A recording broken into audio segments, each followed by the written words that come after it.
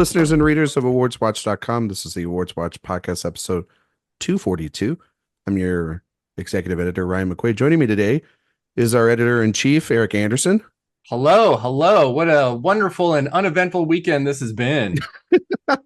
There has been no news that has dropped right before recording and has been literally this team's obsession for the last hour of our lives. Also joining us, Karen Peterson. Hello. And Josh I Parham. learned today people should always listen to me, by the way. That's true. And Josh Parham. Feels very appropriate to now talk about the end of the world now. We are going to be talking about Twisters and our favorite just disaster movies. Almost said natural disasters. Those are going to be included, but we're living in the end time. We have always been living in the end times, but now it just feels like a really weird limbo that we're all living in right now. We're living in interesting times. Yes, very interesting.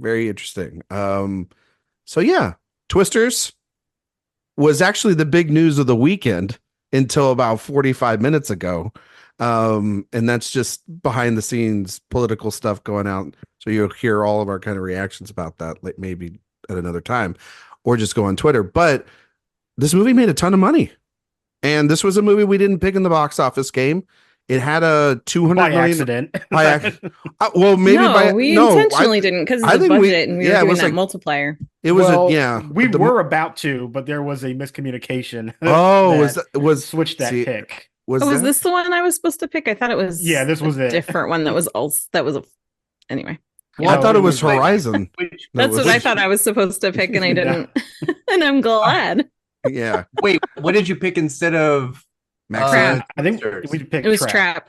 Mm-hmm. Oh, I think Trap is going to do really well. Yeah, I think Trap. It was much better. Certainly from budget to box office, better than. I thought that's what I was supposed to pick, and then apparently I missed a message from Sophia about. Okay. I thought it was Horizon. That's all right. You saved us. Yeah. It's okay. It's all right. It's going to work out. We got Inside Out too, and Eric's team didn't. It was supposed to be projected at about 50 million, 40 to 50. It made 81 million domestic this weekend, Twisters, which is, coming off the 1 year weekend anniversary of Barbenheimer, it was Oppenheimer level money. It made more money opening weekend than even movies like Dune and others this year. So it's a big hit. It's a big surprise.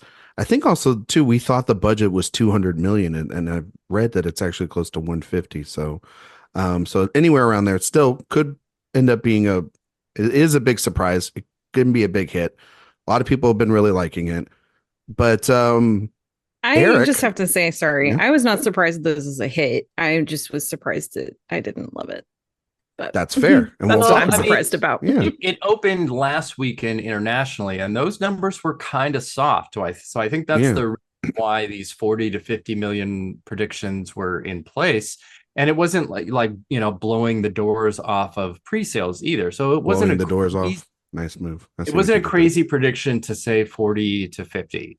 It just clearly became something else, and everything from walk-in traffic. And I also think too, what happened is a lot of projectors were thinking that people in the Great Plains and Midwest were not going to want to see a tornado movie because they live in Tornado Alley. And that was the opposite of that turned out to be true. Yeah, and it's going to need to make all this money now because next week is Deadpool Wolverine, and it's going to make a crap ton and steal a lot of theaters from a lot of other movies.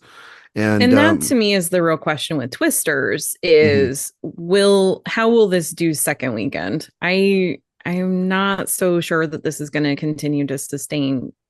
If it has just a 50% drop off, that's 40 million domestically. And it could have 50% would be a great drop. It would be. Oh yeah, that'd be. I think that with Deadpool Wolverine, a lot of sold out screenings. And that movie is 2.5 hours, 2 hours 40 minutes long, or whatever the case may be for that.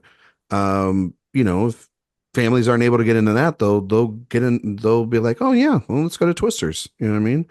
And so it's good counter programming. Than to the superhero movie that's coming out, the only superhero movie that's coming on the table. But Erik, you reviewed the film up on the website, you're a big fan of the first film. Obviously a massive stand I'm a for huge fan of the first film. Yeah, and you're the number one fan I know of the actress Helen Hunt. So in order for Twisters, I knew you were really excited for this one. So what did I know? What did you think of the film, Erik? Short answer, I didn't like it. Okay. Longer answer, I really didn't like it. And the more even that I've sat on it, the less I've liked it. And it's tough because I spent a lot of my review in pre-draft and even in the final version of doing a lot of comparisons to the first one. And I had to keep kind of pulling back on the review being only, in comparison to the 96 first film, because it does also have to stand on its own and be reviewed on its own as a movie and not simply as a comparison and where they did the same things and where they did something totally different and if that worked. And I'll talk more about it here than maybe in the review, because I felt like there were so many opportunities to be similar to the 96 version in good ways, and it didn't really kind of adopt any of them. Definitely the central non-romance was disastrous. I don't know what the thought process was behind sort of giving them this feisty pushback rom-com sort of, not even a meet cute, but it's just we have friction and this is going to be fun and this is what we're going to do the whole time. And then it was and it wasn't, and it just didn't make sense in terms of, I don't know, what you do with disaster movies like this. You do have to have a great central narrative that is outside of the disasters, and it just didn't have that. I have much more to say, but that's just that for now. Yeah, I felt that when I was looking at your review and we were going over things, and so I definitely feel your frustrations with this film. Karen, you said that you were a little frustrated almost too with this film, and so what were your thoughts on Twisters? It's funny because when I watched it, as I was watching it, I was like, okay, there are some things that I wish that were happening differently, but I was enjoying it. And after it was over, I was like, yeah, it was all right. But the more that I've talked about it with people, the more that I've thought about it, the less I've liked it. It's full of so many missed opportunities. It's like, it teases being a sequel, but then it doesn't do anything with that. And so it's basically really a remake of the original, but without reaching, like Erik said, any of those heights of what the original film did. I do think some of the visual effects are pretty spectacular, but you can't have a movie like this that is entirely about the special effects. Obviously, it'll still make some money, but when you're looking at a film that's going to really kind of stay in the conversation and really stay with people for a long time, it's about the people that are in it. It's about who the story is about. And I didn't feel any connection to most of the characters here. And that was really unfortunate. So yeah, watching this was, and more especially thinking about it afterwards, it's just been very frustrating, just thinking about all the ways that it's almost there. And this is Lee Isaac Chung, who we saw with Minari. He did a really beautiful job with that film. And so it's not that I thought, oh, well, because he did that, he's going to do a great big studio film, but I had more expectations for him than what we ultimately got. No, I totally agree. Josh, actually don't know Josh's take on this movie at all. I haven't seen his Letterboxd review. We haven't talked about it, so I'm kind of curious, Josh.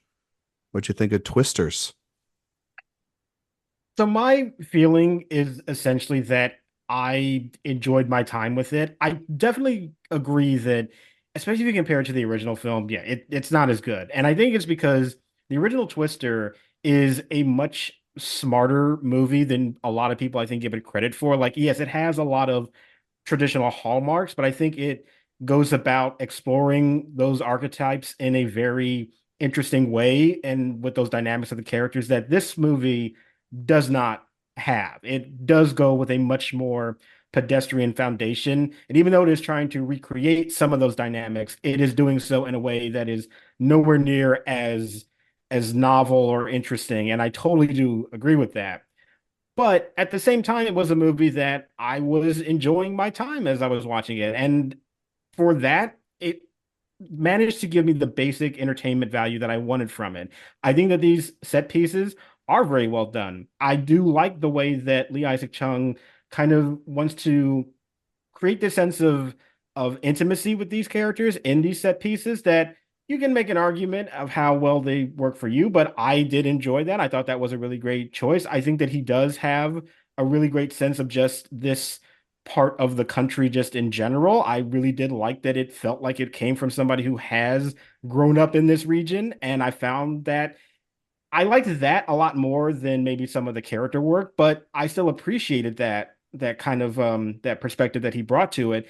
And Glenn Powell is still charming as hell. Even though he's got a very kind of thin character, like I've seen so many disaster movies with weak characters that really only succeed because of the strength of the performers, and this was definitely one of them for me. So, not a great movie. I would certainly never argue that, but one I found it still be very entertaining. I feel like I'm in the middle of everybody here, and I agree with everyone's take on this thing. First off, Glenn Powell's a movie star. We've done drafts multiple times talking about who the future of cinema is going to be. He's one of the names just on the board going forward. He's got a lot of projects coming up, and he's literally one of the best things about this movie. The minute he steps in, and it's about 20, 25 minutes in, that's when this movie actually really starts, in my opinion.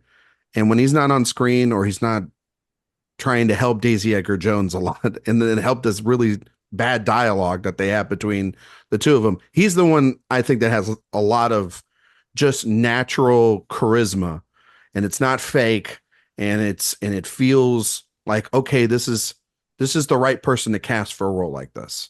And I don't think Lee Isaac Chung is a bad choice here. I actually agree a lot with Josh. I think that visually he understands the assignment. I mean, it if you watch Minari, a lot of the natural elements of that movie kind of blend in perfectly with a movie like this to then elevate oneself on a bigger, grander scale to make a natural disaster movie like this. The problem is that his name's not anywhere near a script. And that's the problem with this movie, is that the script is horrible. And there's too many characters. It's unfocused on the right characters. The one that does not get unscathed out of this is Daisy Edgar Jones, whose character is completely unwritten and her voice work is kind of all over the place. Anthony Ramos is bad in this movie. Bad. He's bad. It's not a good performance. And it's a poorly sketched character, a really poorly sketched character. And Ramos is actually actively bad in it. I was not a fan of David Cornsweet, who is going to be our new Superman. I thought he was pretty bland as well in this movie too. He's playing essentially just kind of your garden variety, just straight up bad guy. I wanted more time. He's sort of like the new Carrie Elways. I mean, everybody in this movie is playing a character that is in some way like a connection back to the first movie. Just, I will admit, not in as much of a successful way. The Carrie Elways was such a mustache twirler, though. Yeah, but and he had fun with it, and you remember him. In it for the money, not the science. Funny. Yeah. And that was part of the appeal, is that he is a cartoonish villain. Yeah. And Cornsweet just is like, he just seems like a guy that works at my office. Like, he just seems like a tablet in his hand that I'm just like, okay, I don't like you because you're annoying, not because because you're evil. And and he just felt like a cog anyway. Mm-hmm. But I think that this movie, Karen brought up a really great point. This movie doesn't know whether it wants to be nostalgic or if it wants to be original.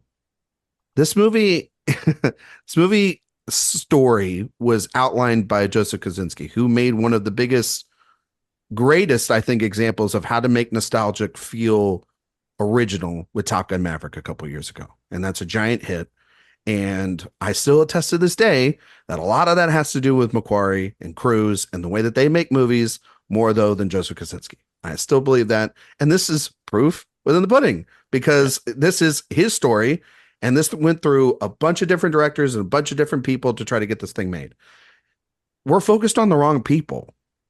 We're focused on Anthony Ramos and this subplot of the aftermaths of tornadoes and how that affects small town America when none of that feels really earned. We're talking about corporations and how they come in and all this stuff. And then there's been all this narrative about like, should climate change have been in the movie or not? It's like they couldn't even handle their own narratives that they had put into this thing.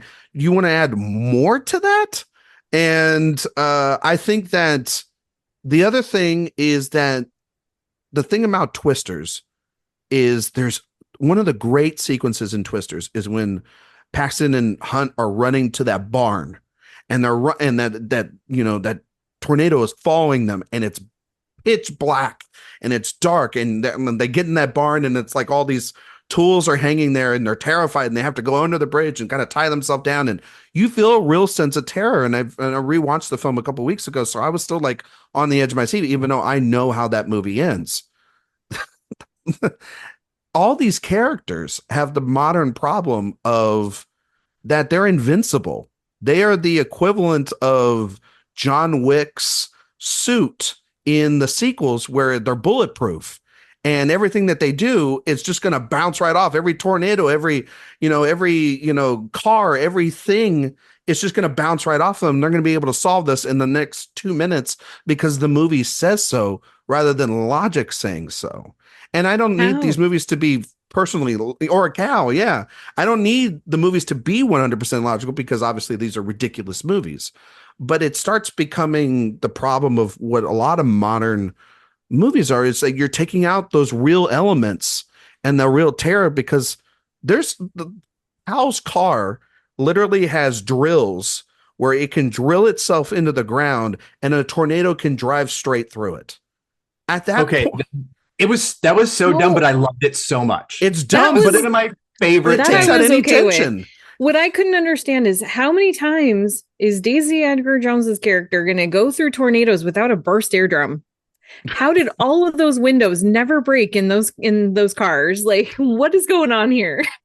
It's all the practicality of those little extra things that I think a movie like Twister has and movies in the 90s have than modern filmmaking, which is just like, well, suspend your disbelief. And it's like, well, I've already suspended a ton of that.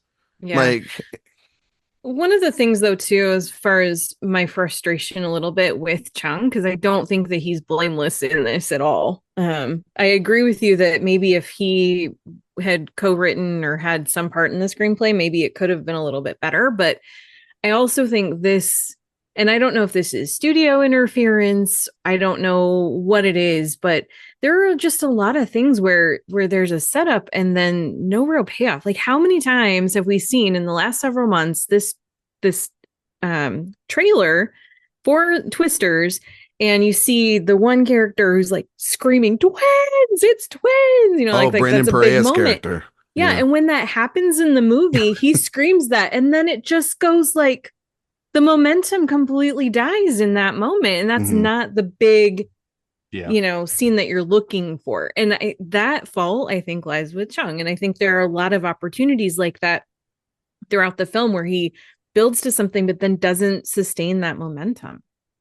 There's also, can I actually just say for that particular moment, though, because I completely understand that, yes, in the trailer, it's built up to be this very dramatic moment and it doesn't quite land that way. For me, the reason why I don't necessarily feel the same way about it is because that scene is also more so, to me, built as a contrast between how these two characters are following these storms. And so the reveal of like the twins isn't necessarily like, what is like, look at this great phenomenon that's happening in front of us. It's more so they're following something that they think is going to pay off, whereas the other character has this intuition about her, and that's the reason why. That's the more important emotional part of that section of the movie for me. So I totally understand it, but it's just I got something different out of reading what I was supposed to find to be the more important emotional connection to make. And that's why it didn't really bother me quite as much. I do agree with you. I totally agree with you on that. But I do think that there are just a lot of times where what one character is doing does not match at all with what anybody else is doing. And it just feels very imbalanced. I did think the idea of making that team like YouTube influencer like storm chasers great idea, neat. It was a cool idea, because I said that in my review too. The time between 96 and now, you can watch people storm chase on TikTok and on social media to a degree that is terrifying and incredible and amazing, because cell phones exist and GoPros exist and all of that. So as a conceit, it was a pretty good one. It was kind of cool. Although, them going live all the time and having all of those angles, and how did that, and who's editing? Nobody's editing. You're not switching. How is this live really working? It's not. Yeah, who's producing this show? Yeah, that make sense, because it kind of. I think they got AI doing it. I mean, it's clearly nobody in the cars. There are some great things about it. I do think that Dan Mendel's cinematography, and obviously the choice to shoot on 35 millimeter, was a really good choice. It is beautiful. It's better looking than the 96 film, and that was shot by Jack Green, who's an incredible cinematographer. But I just think that the sequel is beautiful. I think the score less so. It's a horrible score, and the decision to have just like 10 country songs was a choice. Sure. They were all very literal, like, here's exactly what's happening in this moment, like songs. And they were all like that. So it was just a little too much. I thought Bill Paxton's son's cameo was horrible. I did not like it. And he's a total asshole, and that just gets killed. It's sorry, spoiler. Weird. Yeah. Weird. The only thing about that section that I liked was that I did like his girlfriend hearing the tornado siren and being like, I mean, it goes off all the time. We're not doing anything, because that is 100% accurate. Totally. It was kind of funny, but it almost, it was like giving them the bad babysitter in Jurassic World kind of treatment, where it's like, okay, we're just going to fucking mutilate these people. I think, though, for me, and I know we talked a little bit about like the non-romance, and we know that a whole kissing finale was. Let's talk about it. Yeah. We'll talk about that. But the thing that I feel is missing the most, and what any disaster movie I think really always needs, because you are looking and watching things that are completely surreal, maybe. Is having a proper audience cipher. And in the first movie, that's what Jamie Gertz was, and she was spectacular. I went on a thing the other day that one of the great things that movie does was she was not a villain. She was actually super kind and thoughtful, and the comic relief for a great deal of the movie. And just a really well-treated, well-written character for somebody who has very little to do, but has to convey an enormous amount of information for the audience, because they are the audience. There is no one in this that is the audience. It's a really big missing hole of who we are in this. Well, I think there's, I mean, we'll talk about the romance here in a second. I think I want to go back to one thing that I brought up earlier, and that is, I think, kind of what Karen and Erik, you brought up earlier in this, which is the way in which a movie like this is made. This is obviously Twisters, and we still don't know after watching this movie if this is a continuation, if this is a Lego sequel, if this is its own thing, because it has these sprinkled ideas in it, like the Dorothy machine from the original. I have a theory about one thing that would have been a more direct connection back to the first movie. Oh, so do I. I mean, mine was, Josh, the way it was set up. This is another script problem. The way it was set up, the way in which that you could tell from Kate talking about, with her group there at the beginning, that if we go and my mom will have barbecue waiting for us at home. We have that also, she doesn't want to tell her name to Pal early on with that reporter there. It felt like they were setting up that this was Helen Hunt in this big reveal. I talked with Erik about this earlier in the week. That would have obviously been spoiled because the movie premiered over in London last week before this movie came out. So and then Maura Tierney, who's I actually really liked her in this film. She's great. She adds an energy that this movie kind of desperately needs. She just comes out of the dark. And how many times in these movies now has the old character from the past come out of the dark and been like, hey, I'm your mom now and stuff like that. And your dad, and then you would have talked about Paxton and been like, your dad would have been really proud of you discovering how to stop these with sand and shit. You know what I mean? And so like that's diaper filling. It's diaper fillings. You know what I mean? Like literally. Well, I did say and shit. So there you go. But no, like that's the thing. It's like this movie is also like manipulating an audience in a way that wants to have nostalgia, but is too afraid to give it to you. And it's in this just weird place spatially as a film where it's like, what do you want to be? What do you want to be? Do you want to just be Twister? Because if that's the case, just call yourself Twister. Don't call yourself Twisters. Just call yourself Twister. You're remaking the original. You're doing it with a modern twist. Go right on ahead. I actually felt kind of bad for Maura Tierney because of the way that this is structured, where it's letting you think that Helen Hunt is going to be the mom or something. And even the way they shot it was a reveal. Yeah. Well, and but also the first time that it's not Helen Hunt is you see a picture, but it's like, okay, but it's been set up and we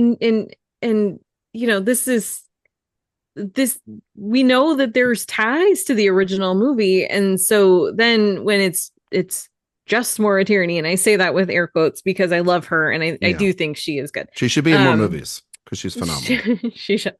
But that's the thing. And so it feels like I felt bad for her because she's kind of set up to be a letdown instead of just getting to be awesome. And it's like, if they had found other ways to at least acknowledge that this girl is not related to them or something before then it would have been fine. I think this is where I would defend the movie the most, is that we are so used to now these nostalgia driven sequels and reboots to make sure that somebody from the original or multiple people are factored in, whether it's the same character or as like a weird cameo where they just pop in. So we're so used to seeing that the expectation is kind of always going to be there. So I think subverting that might be one of the most successful things that Twisters does. But you're right, Karen, there is a setup to make it seem like it's going to be something else, which is unfortunate. But oh, sorry. My theory on the connection is at the rodeo, when the conversation that Glenn Powell is having with Casey Edgar Jones and telling some backstory of himself, and he's talking about going to his aunt's house when he was 8 years old. So I did the math, and he's 35, 36. The timing from 96, putting him at 8 years old, I'm like, oh, okay, Lois Smith is his aunt. That's cool. Mm-hmm. I'm just in my head. That's the connection. And even if it's not, it feels like something maybe was there. Well, and Maybe. I do think that was deliberate, him saying that his age and everything. I do feel like, yes, I'm with you. It's just, and I also agree with you that I get really tired of every sequel or legacy, whatever, having to tie not the story, but the characters to previous characters. And I don't hate that neither of these two are Bill Paxton and Helen Hunt's kids. I'm not upset about that. It's just, the way that it was developed, it really sets it up for something that then it doesn't deliver. I think things like DC and MCU really have like blown up the idea that something can just be its own universe. Mm-hmm. Yeah. Josh, you were going to say something? To me, it felt like they had the idea that they wanted to have a Helen Hunt cameo, and then for whatever reason, it didn't work out, and they never took change it out. the script. Yeah. Ryan, you'll appreciate this. Reminded me very much of the Albert Finney character in Skyfall. No, yeah. Who that was clearly supposed to be Sean Connery, but he said no, so they just had this kind of useless character that was meant for a cameo that doesn't do much in the movie. It really felt to me like they had a plan to have an actor, a specific actor. It didn't work out, and they just didn't change the script. But the difference between Skyfall and Twisters is Finney's just introduced when you get to Skyfall. He doesn't like say to M later, "Hey, come to my cottage. Albert Finney's going to put on a barbecue." You know what I mean? Like there's multiple times where is revealed and introduced in a way to make you expect there's going to be significance with the actor playing. Oh no! When I first saw much in the same way that Maura Tierney is. When I first saw Skyfall, I never thought, well, I knew that we were we were in the middle of a Bond 50th anniversary. And I knew that afterwards, I found out that that's what they wanted to do. And that would have been interesting. But ultimately, that character, the way they wrote it, or at least the final version of that character that Finney plays in that film is not as big or is not as involved as much as it's still it's still Craig's story. It's still Dench's story by the end. It's just a character to throw in as a MacGuffin. This character literally is at the turning point for these two to come together. And there's a phone call conversation that could have happened on the phone. There's like, they could have started the film off at her house and gone from the barn all the way out into the field if they wanted to just set up the expectation for an audience. You're not getting this lady. Helen Hunt is not coming into this movie. But that's and I agree. I mean, shoot, from what I know, from what I kind of gather by the material, next week's movie that we talk about, Deadpool Wolverine, is just going to be about a bunch of people from all these different other movies that we've all seen. And it's going to be the most annoying damn thing that you've ever seen in your life. And it could be fun, but it just already feels from the marketing that movie's going to be boring. But that going in. This one, we all knew Helen Hunt wasn't going to be there, but it's the idea of the way you craft your story. You are then guiding. It would be like guiding an entire Top Gun movie, and then being like, "Oh, well, actually, Maverick's not in this, but we're going to manipulate you to believe that he's showing up to save the day, or he's going to help out one of these characters," and it just kind of feels, from a storytelling standpoint, really weird to do, because then it kills momentum for these new characters that you're trying to invest in if you're sitting there waiting for the old ones to show up. And so, it's it sort of says a lot that we're talking about new characters and we haven't even really talked about them. Well, I think the other thing about Daisy Edgar Jones's character, which is so frustrating to me, one, she's boring. But we don't actually she's got like some Haley Joel Osment sixth sense about the weather. Like she's the new Storm, essentially. Well, that's fine. Bill Paxton did too. The only difference is just that we didn't get a visual representation of it, but I'm fine with that. I thought that was actually a neat. But it kind of would have just been interesting to be like, where did she how do you get that? How do you what does it matter? She has a sixth sense about the weather. It's weird though. That's one thing I'm gonna actually give to her, because I feel like the way I watched it, it's not that she has a sixth sense. It's just that she understands it on a level that most people just don't, and they show that. So that's I love the sixth sense is a shorthand for. No, I know, but it's not just intuition. She's actually reading the signs. She's actually looking at what, like, the way things are moving and the way, like, she looks at the grass and she knows the storm is going to shift. Nobody else sees that around her, and they're all experts too. So I loved the little town model that she had. That was a great, because very that Back to the Future. Yeah. It was very much so, but, it was middle school for her, and I'm like, okay, well, here's our 10-second, why she's doing this kind of thing. Yeah, it didn't need to be, the all-encompassing, death of a father like Helen Hunt. It's his own damn fault, by the way. He could have just stood back. Yeah. You didn't need to hold that little rickety ass door, dumbass. I do, by the way, appreciate, I'm just going to throw this in here too. I do appreciate them finally addressing the myth that underpasses are safe in tornadoes, because they're not. That's a lie. So very dangerous, actually. Like the worst place you can be. Just sucking each of them out one by one. Poor Kieran and Shipka. Yeah, it was. I saw when I did kind of chuckle a little bit but also, like, there was no danger there. I was like, oh well, clearly these are going to be the three that are gone, and based on trailers, they were very much wearing red shirts. It was just they were very red shirts, and I wish Ramos was with them, because then I wouldn't have had to put up with. I mean, I'm sorry, the whole company angle with the I will give them this, though. I think it is an interesting idea that is just not well executed. No, it's just not.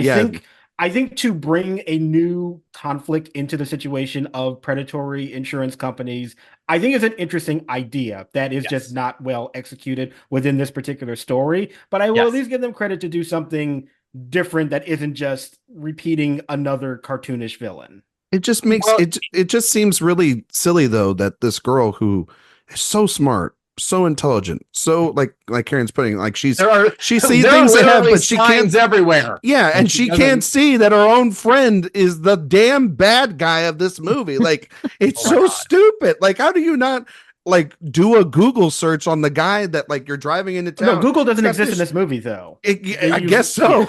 Because there's a giant fucking sign when they're driving in, and it's like, hey, who's that guy? Because you just had a cup of coffee with him. Like, what the hell? And also her entire job is about, tornadoes and weather in general. For the National Weather Service. She doesn't know about this company already? Yeah. Like, it's not like they just, like, decided to show up for these tornadoes specifically to her case. They've been doing this throughout the entire state. Like, it's but even then, the way that is all handled is so dumb. Like it's a black ops.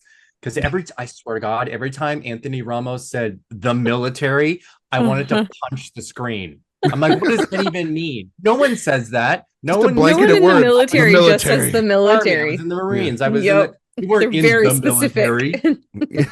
Freaking weirdo. It was so wild. And then, like, I was gonna say something they could have done well with David Corn Sweat was make him the actual, like, villain, not the real weird uncle guy. Yeah, that they show 2 times. Like, he's the money. Like, he's the money, right? Not the guy with the big mustache or whatever. Right. Like, and there's so many ways that he could have done that. He could have been, a Bitcoin investor that made a bunch of money, and now this is how he's using it, No, and I think the other point that you guys are making too, like, the idea of these tornado wranglers that Glenn Powell's a part of, having this affinity. If you wanted to bring in the nostalgia, you could have brought in the fact that, they were big fans and offspring of, not like literal offspring, but they are a branch off of the original characters.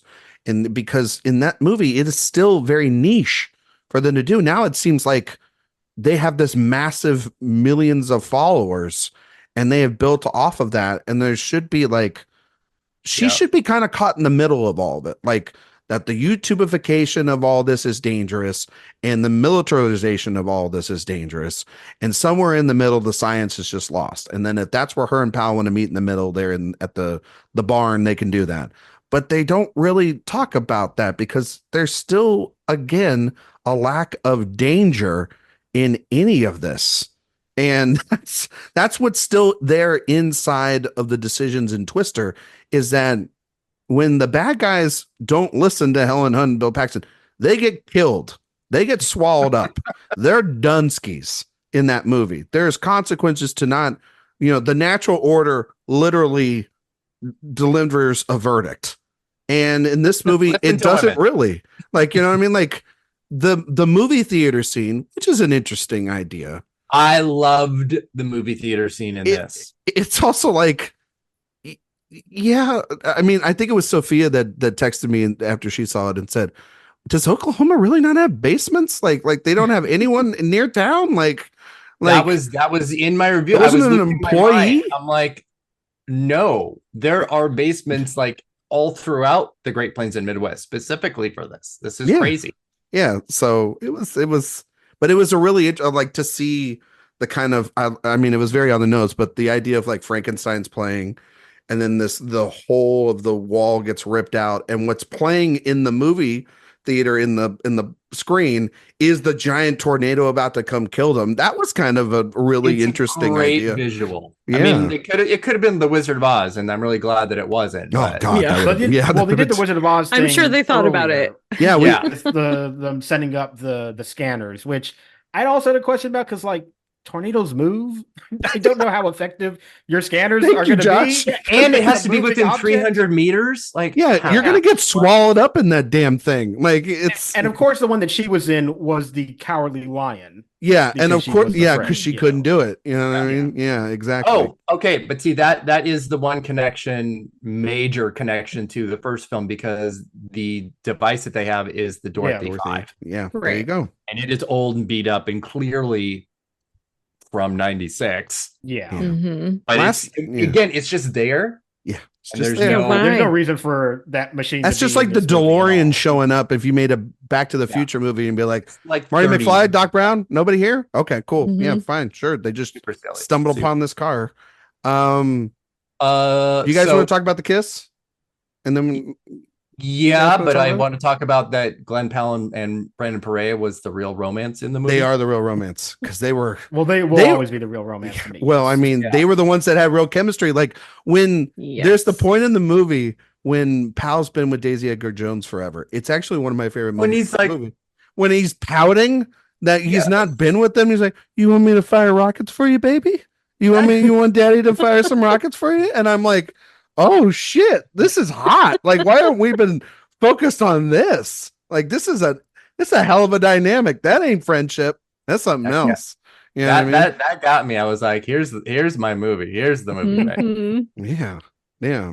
And I love I did like the British journalist having to, because he's kind of, I guess, that what you were talking about earlier, Eric. He's a little bit like that in that sequence where he's in the back seat and he's like, I don't want to get sucked there. Like he's like, because then later he's like, yeah, I'm going to find my own ride. I don't want to get stuck, sitting through another tornado and being scared out of my mind. So I guess he's kind of the audience. He is the version of that, but he's a total joke of a character. Yeah. And then he becomes a participant, because I swear to God, and we'll get into this, I think, in our favorite movies too, the hero complex that average people have in disaster movies is one of the funniest things in the world, but it's lots of wish fulfillment sort of stuff.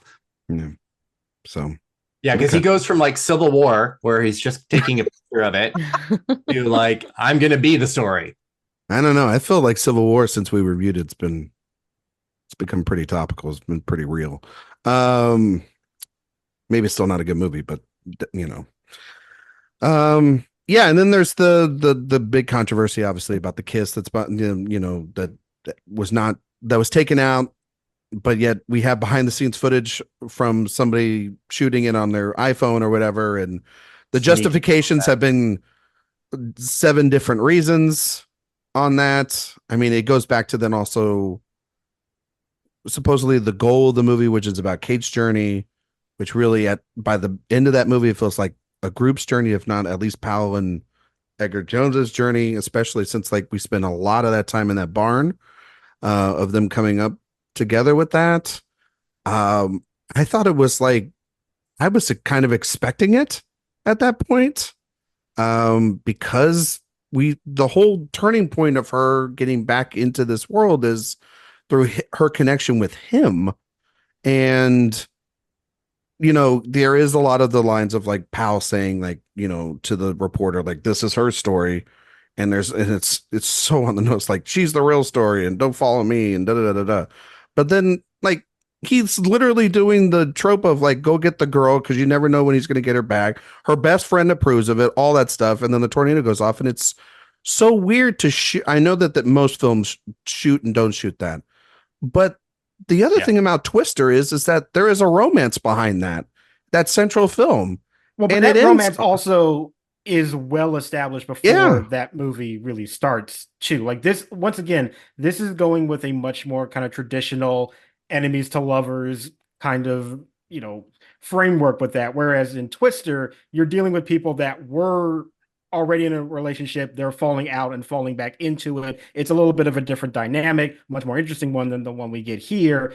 And I don't know, I also find it interesting that people complain about the kiss not being here, but it's also from people who didn't like the romance to begin with. So I don't feel like the kiss would have alleviated any of those issues for people. And I can certainly say that I find it to be a much more intriguing story if it is about people that just have this fascination with tornadoes and it doesn't necessarily need to turn romantic. I'm perfectly fine with this being a platonic relationship. The problem is that they do introduce too many elements that go into the direction of it being a romance, so that when you don't really hit the nail on the head, then it is going to feel like a letdown. And I do think it's them trying to have their cake and eat it too is the problem. You needed to commit. Are they going to be lovers, or are they just like really fun, companions and colleagues? I mean, I felt like colleagues, they were, but you needed to commit to that. Sorry, Karen. It's just like the is this a sequel setup? There are things where the tracks are laid, but then they don't commit, and it's like, I think that they are trying to subvert those expectations, but they fumble it. They aren't able to really sell the subversion. Yeah, I mean, like, it's the Glenn Powell in the white shirt in the rain, leaving the morning of or whatever, like kind of, stop him in the rain and all that stuff. Like, Dave laid the groundwork of like, he's gone to her home. He's taking an interest in her. They are two smart people. They're two hot people. Her mom, and she approves of him. Yeah. Like, this is clearly like, come on, these two should be rolling in the hay, without a better lack of word for that barn. Like, if they're supposed to, you're laying the groundwork perfectly for that. And yet you don't pay it off. Or just don't do that at all. And it just like, okay, if you're going to delay it and just kind of edge the whole time, then if that kiss is the last point to do it, because it's the last cliche that you've used in the bucket, and you don't commit to it. And yet we find out that you didn't shoot any other stuff that seems romantic, but you took that out. You clearly had the intent, and that just seems like a problem with modern audiences. It seems like, in my opinion, with the idea of romance or sex and something within a focus group, rather than actually like a director's decision to be like, yeah, these two are really attractive people that have a lot in common. They might actually, as we now know, kiss. Apparently that was a Spielberg note to take out the kiss. Which is weird. I also feel like. Go ahead, Josh. Well, I also maybe feel like this is a problem, weirdly, with casting Glenn Powell, who, as we have noted, can have sexual chemistry with literally everybody. A mailbox. Without trying very hard. And I think that already, like, even if they were intending to not have a romantic relationship here, I feel like Glenn Powell is just incapable of showcasing any platonic attraction to anybody, because that's just not. He has more chemistry with his truck. Yes. I thought he was going to kiss Miles Teller at the end of Top Gun Maverick. I mean, like, shit, like, I'm able to, that's the thing. He's like, he's a movie star. Like, who doesn't see that and doesn't want to kiss him? Like, come on. I watched Hitman. Like, I'm not stupid. It felt like it was being made for like Gen Z virgins, just like absolute losers. Yeah. And I was just so annoyed and frustrated.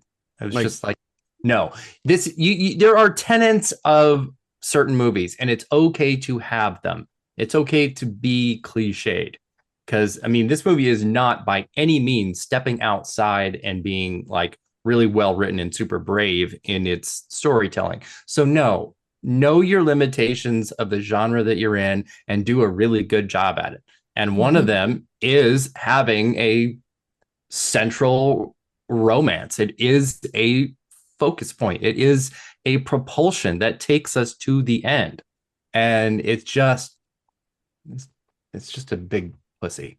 I mean, it just makes it seem like you can either only have a career or love. You can't have both. And it's just like, and it was just like, it was a dud of a way to end too. Like they're just like, okay, we're gonna run off and do this again. It's like, hey, at least she didn't end up with Anthony Ramos. So. God, if she would, which he wanted. Oh, he wanted it bad. When like, but then she's just like, just give me the data and get out of my face. You know what I mean? And I was just like, you know what? Hard, yeah. You know what? I can relate to that. You know what I mean? Yeah. So. But the real question is it going to be a big love triangle in the sequel? For God's sakes. For God's sakes. You know that's happening. Well, the love triangle, we established it's Daisy Edgar-Jones, who's going to be with Powell, but secretively, Glenn Powell's going to be with Brandon Perea. And hopefully not secretly. Yeah. But she's like oblivious to it. Yeah, exactly. But normalize thruples in movies. Come on. I'm telling you, go Challengers. Every movie should be Challengers. Exactly. I think that was one of the people that Sophia was telling me. They're like, can you imagine if Luca had done Twisters? And I'm been like, yeah, this movie would have been really fucking hot. Yeah, we would have been talking about a totally different movie the last 30 minutes or whatever. Twisters is in theaters. Everyone's seeing it, at least this week, until Deadpool Wolverine comes out next week, and then nobody will probably be talking about this until the Blu-ray comes out. Disaster movies. I've been wanting to talk about disaster movies for 2 years. I pushed it off of the slate because I think they're fascinating. I think they're really interesting because they make money. People like seeing things or situations where, it's like the end of the world or a disaster has happened and it's wiped off everything. Like they are a subgenre of the action movie that does really well and audiences like seeing them. And when done right, they can be really fun. And when done wrong, they can be frustrating, like the conversation we just had. Josh, I'll kick it over to you. Did you have like any criteria when you think about disaster movies, or are there certain ones? I mean, obviously we're just gonna have a general discussion over them, but what do you think of when you think of a disaster movie, Josh? I tend to think of disaster movies as they are the story that is being focused on is revolving around an active event that is impacting what the characters are going through and what ultimately the story is about. And, it's funny, we were having a discussion before we hopped on as to what the exact definitions of a disaster movie are, but that's generally where I come down to it. And I also love this particular genre. Some might even say to a fault at times that I will be maybe a little kinder to these movies, maybe even as our discussion of Twisters proves. But I don't care. I've always loved these types of movies ever since I was a kid. I like the spectacle. I get a kick out of them, and I find them to be extremely entertaining. And some of these movies have been favorites of mine since I was like 8 years old. So it is definitely a genre that I have a lot of affection for. Aaron, how about yourself? I think of big and expensive and messy. Yeah. That's what a good disaster movie is to me. I mean, I agree with Josh that to me, a disaster movie is an active disaster and people having to make choices and survive it. But yeah, ultimately for me, what makes a good disaster movie is just big spectacle. Yeah, I think of the summer and I think of just being inside in a air-conditioned theater and everything's going wrong. That's at least how I think about it. But Erik, yourself? Yeah. I think of destruction. I think of end of the world. I think of vicarious behavior. And I know some people regard movies like this and phrase them as turn your brain off movies. I don't like that so much. I mean, I know they get viewed as that and guilty pleasure. Weirdly, and guilty pleasure, which is also one of my least favorite phrases, but I'm completely guilty of that because I have to admit that largely, I'll spend my days watching things that I want to see, but also that I have to see, and using them for, other types of grading purposes. And then like 9 or 10 o'clock hits, and then it's sort of really like my free time. And what I choose to watch in that time are disaster movies. They're even if we weren't doing this podcast, I'd be filling up on them anyway. And I've been watching them quite a bit in the last couple of weeks. But it's just is it comfort for you? I guess I'm guilty of that. Yeah, it is comfort food. It is a big whipped cream dessert. It is just, I don't know. It's very strange to get a lot of enjoyment of watching, literally thousands of people perish and buildings destroyed and cars flying around and all that. But I love it. Eric Anderson not wanting to see people like destroyed. Shocking. I thought that's like the name of your brand. All that shall perish. Anyway, I love this because it's great counter programming inside the action genre, and I think that they can be really fun. Some of them also can show, maybe not to the extent of Twisters, but they can show a real range for a director to kind of flex muscles with special effects, with storytelling.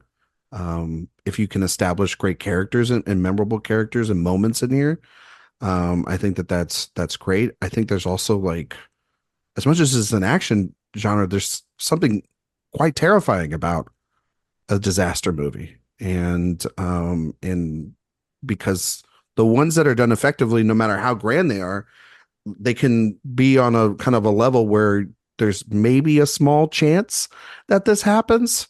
And if there's a small chance of that happening, that makes it even more terrifying.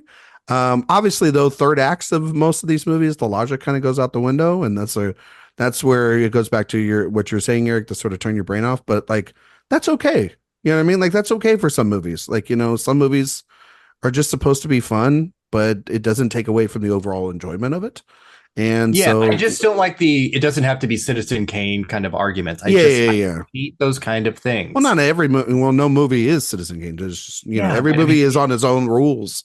You know what I mean? And if it establishes itself.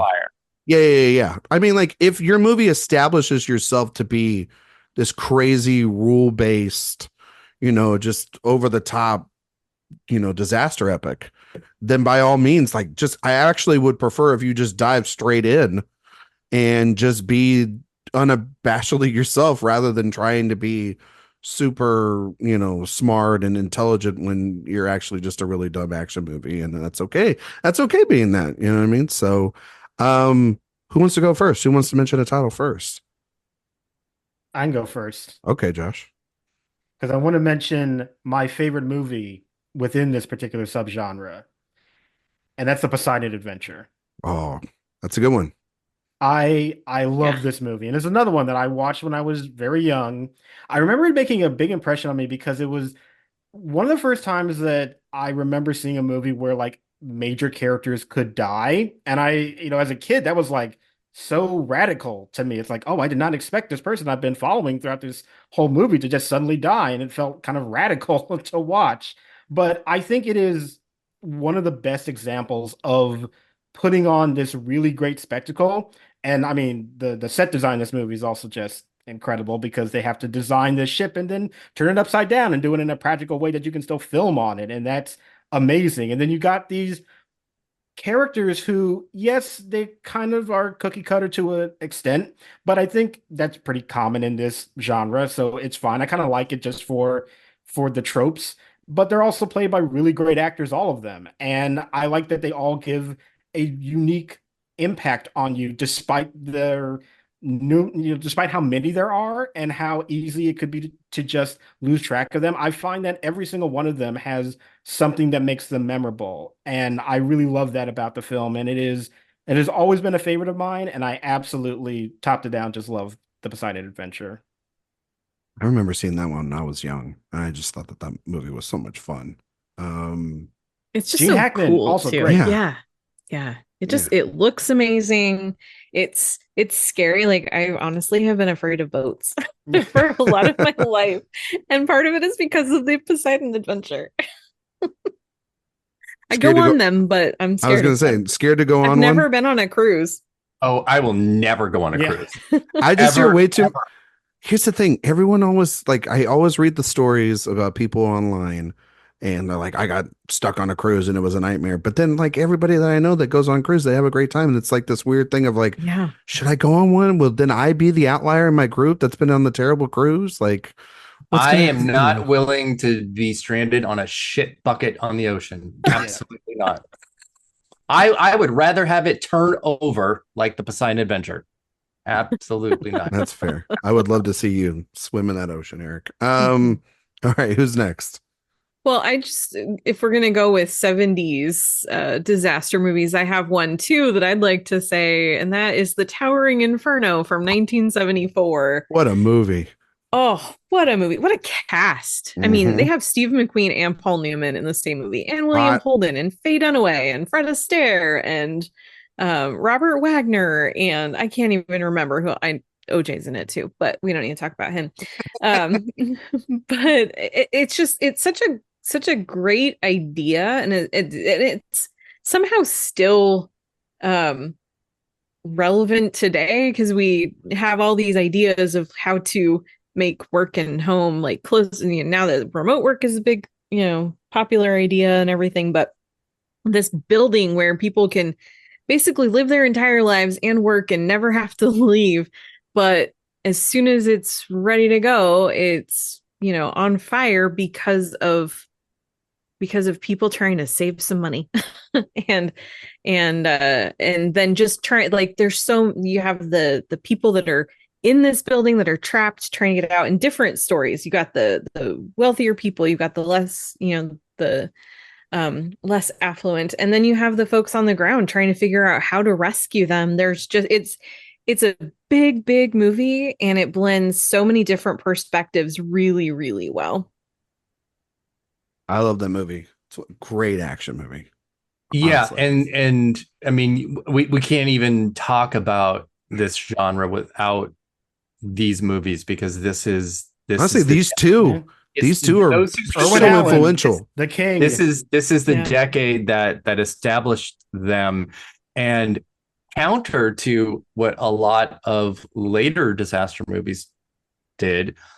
These were massively populated by huge stars. And just great ensembles. Faye Dunaway had Chinatown and this in the same year. Like, come on. That was a staple of this genre for a long time. Was that that was the draw? Yeah, that's what they tried to do. Airport movies as well. Yeah. Helen Hayes is an Oscar winner for a disaster movie. Let's just call that. The movie, they got 10 Oscar nominations, including Best Picture. Exactly. Yeah, and Towering Inferno was a huge Oscar favorite in the year of Godfather 2 and Chinatown. Mm-hmm. But yeah, that was like the 70s just turned the corner in what a box office movie could be and going to be like. And sort of to your point, Josh, about allowing characters to die that you're not expecting to. That was the other part of this too, is that, again, these were huge stars that were just perishing left and right. And you really weren't quite sure which hero was going to make it, which person was going to sacrifice or be sacrificed. And that just is what makes these two specifically, but really the whole decade of this genre so fantastic compared to a lot of what came later. Mm-hmm. Erik, I definitely grew up in a household where I grew up in a household where I knew the name Irwin Allen very early. Absolutely. Mm-hmm. Absolutely.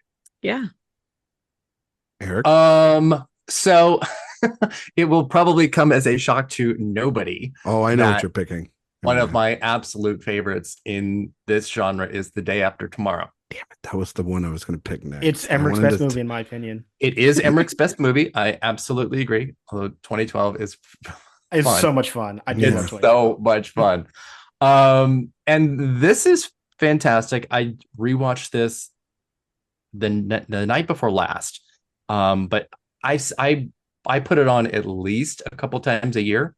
And not just for Jake Gyllenhaal, I think he's really good. I love him in this. He's good. Let's have a bit of honesty on this show, please.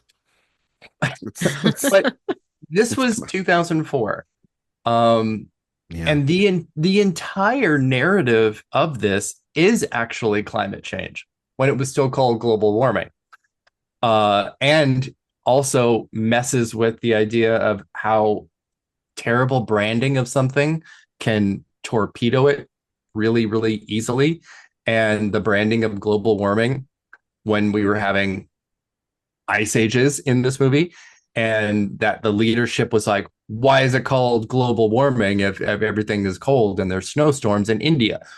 And it just was such a shocking thing that is so forefront in the storytelling of this as a part of it, and that we are complicit in it. And the movie ends with the president saying that. It is bonkers, which is, why I was kind of frustrated that it's not even like a part of Twisters at all. It's just, it's talked around like, oh wow, there's like so many more storms now. Wonder why that's happening. Why is this the tornado thing of the year? Of the century. You know what I mean? It's pretty radical for a 20-year-old movie to be more forefront on climate change than what we get now. And that's just it just kind of blows my mind.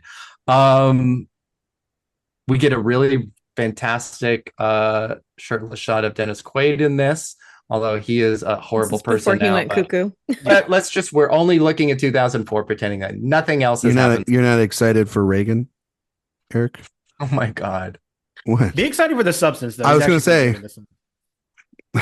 say, he is in the substance. Ronald Reagan is in the substance. If it makes you feel better, he's playing a despicable human being in the substance. So. Yeah, so it's on brand. Yes. It perfectly on brand. Yeah. But no, this is, like with any Emmerich movie and with any disaster movie, it strains credulity at every possible turn. Like when the freezing and the ice starts coming down through the funnel of the tunnel, and Jake Gyllenhaal and I think it's with Austin Nichols and whatever Emmy Rossum. Yeah. Oh yeah. No. Rossum is still in there. Oh yeah, she's still in the library. When they're like, I haven't seen it in a long dragging time. them in. Yeah, I literally, because I just watched it. It's so funny because they're like chased. They're being chased by the ice, chased by the freeze. So stupid. As if it has like a specific path.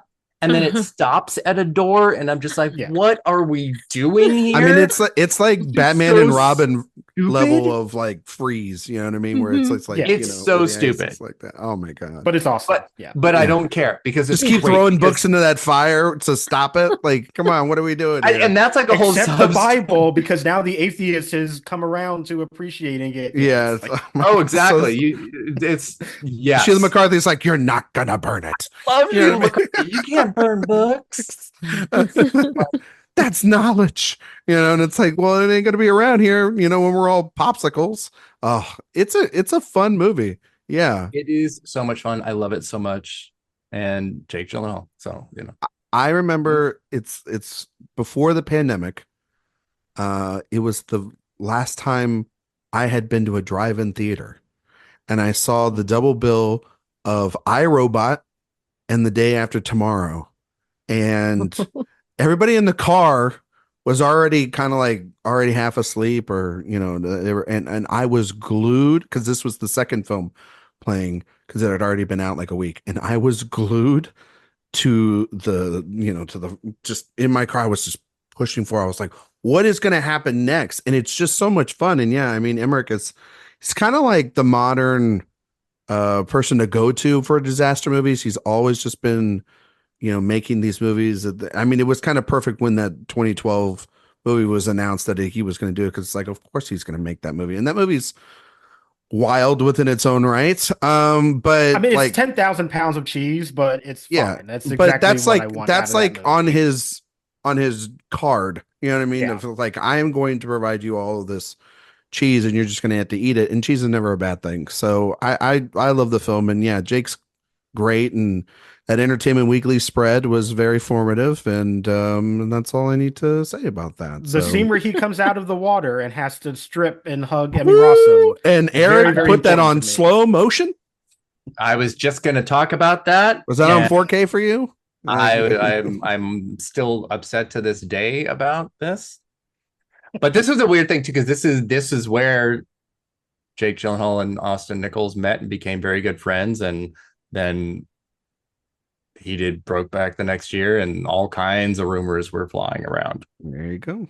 Not by me. I didn't make. You didn't start any of those at all. None whatsoever. Well, I'm going to talk about a movie. This is the most recent one that's come up, but it was a movie that we kind of then all lived a couple of years ago. Because I remember in 2011 going to the theater and I watched Steven Soderbergh's Contagion, and I think I was already convinced that was one of the best movies of 2011, because I think that movie is one of Soderbergh's best, and he is one of my favorite directors, period. And because, again, it goes back to that level of terror that can be found in movies like this. And, the whole, having multiple storylines, sort of connective tissue or whatnot, like that is such a story trope that I've hated over the last 20 years, because like if it's done really great, it can be really effective. If it's not, it can be really boring. But with a global pandemic at the forefront of your film, it's really interesting. And you have, again, talk about the Towering Inferno and talking about Poseidon Adventure. This is a giant ensemble of, Kate Winslet, Gwyneth Paltrow, Jude Law, Lawrence Fishburne, Matt Damon, Marion Cotillard, name the other people that are in this movie. Bryan Cranston's in this. There's so many people, and it's all just about how, if we had an event like this, what we would need to do as a world to survive.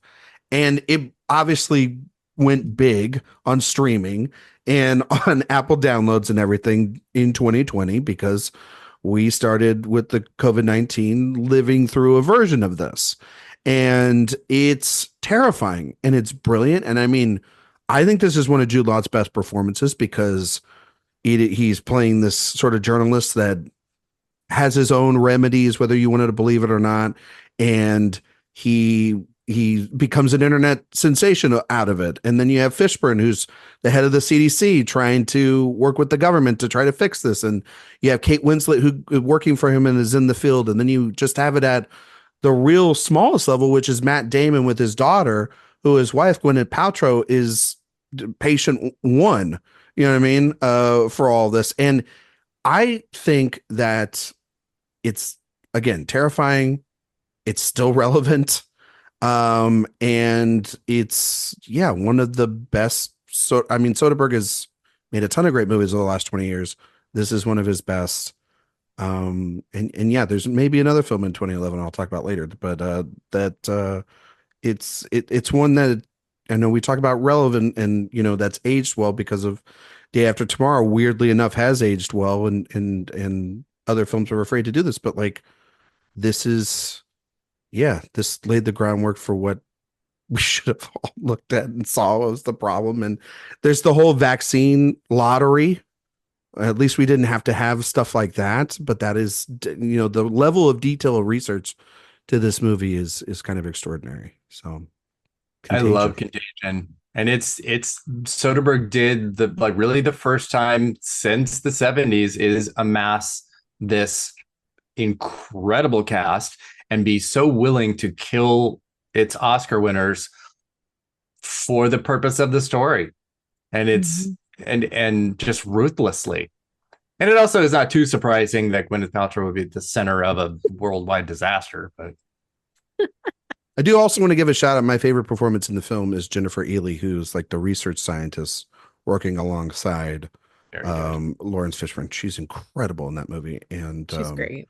And John Hawkes has this small role with dealing with like his connection to Fishburne and like his son and everything. And it's a great movie. Yeah. I like Winslet too. I mean, she's great. Scene in her final moment, man.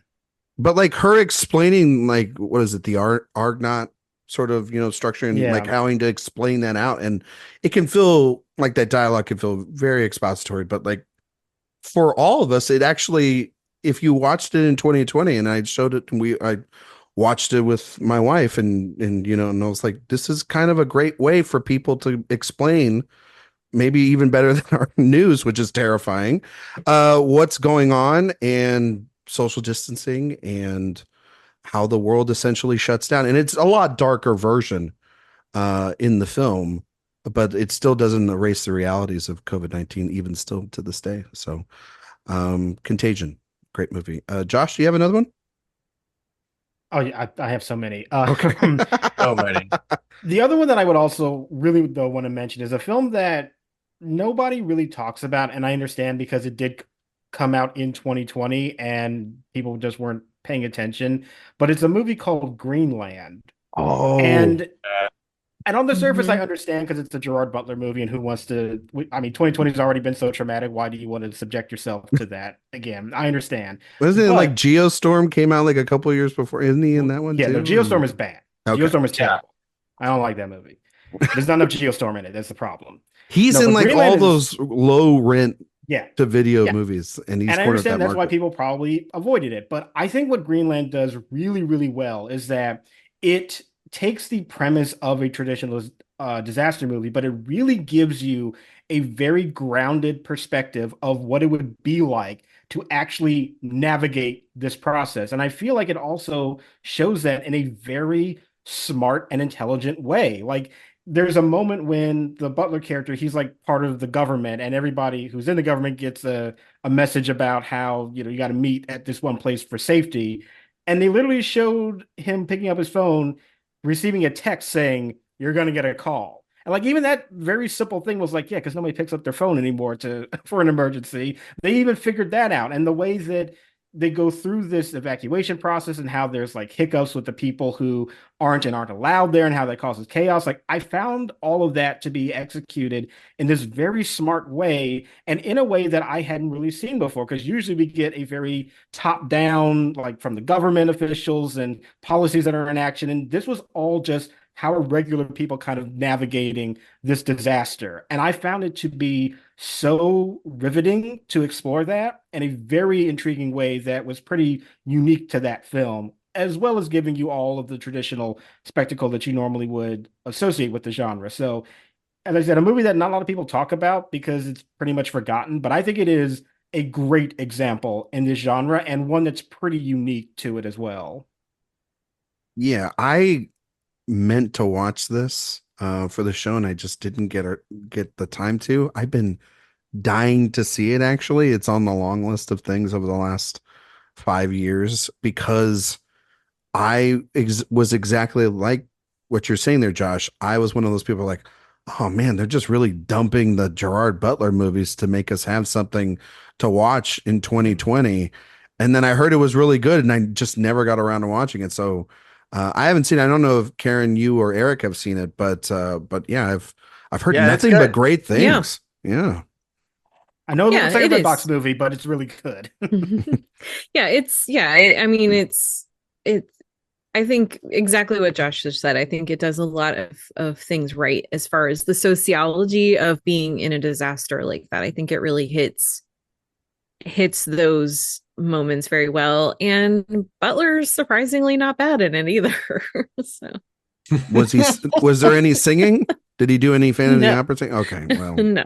maybe I'm out now. You know what I mean? Karen, do you have another one?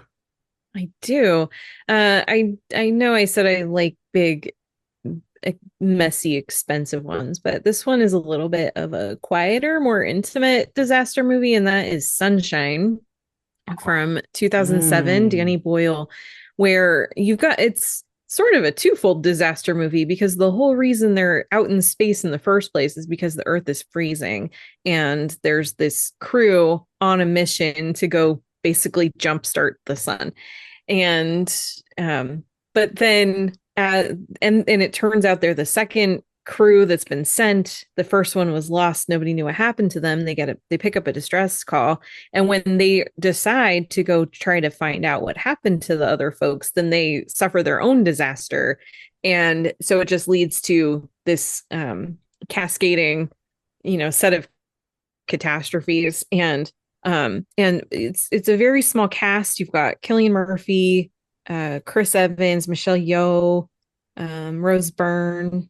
Help me out. There's a couple other people in it, but Mark Strong. Yeah. But it's the interactions between these people, and you don't even have to know a lot about their lives, who they were before, or what led to them specifically being the people that are on this ship, but just seeing the way that they work together and sometimes work against each other. It's really, really a fantastic acting showcase set in the middle of this pretty harrowing disaster movie too, where it's also a little bit of a mystery. And I think it's a beautiful film as well. And it leads to a conclusion that I think feels pretty inevitable, but it also feels earned in the end too. I agree. I love it. It's one of my favorite films from Danny Boyle. Yeah, my second favorite Danny Boyle film. I know people have a problem with the ending. I don't care. I love the ending. I do have a bit of a problem with that ending. Yeah. But... no, I think it's great. And yeah, I mean, a cast like no other that's aged incredibly well. Again, that sense of like terror and number one thing is also like space is a terrifying thing sometimes for me, and that movie felt extremely claustrophobic for a lot of it, and so I love that pick, Karen. Erik, you were gonna say something? Well, I just wanted to, it's not really a tangent, but I wanted to talk about a few things in this context. And I opened my review with this, and that was that the 90s, the mid 90s were this huge renaissance of disaster movies kind of making a big return. Twister and Independence Day came out in the same year, both massive hits, like 1 and 2 at the box office. And then we had these super fun dueling movies the next year with Volcano and Dante's Peak, both really good and really stupid. Dante's Peak is better by a considerable margin. It is better, but I will still watch Volcano over it 9 times out of 10. I just rewatched both of them again last week. I love that the Volcano cures racism at the end. It's absolutely my favorite part. And the next year, of course, was Deep Impact and Armageddon, and dueling asteroids that are going to destroy the world, and both have an extremely different approach to telling that story. Armageddon, and one is much better. One, I believe, is I just rewatched Armageddon last night too. So good. It's terrible.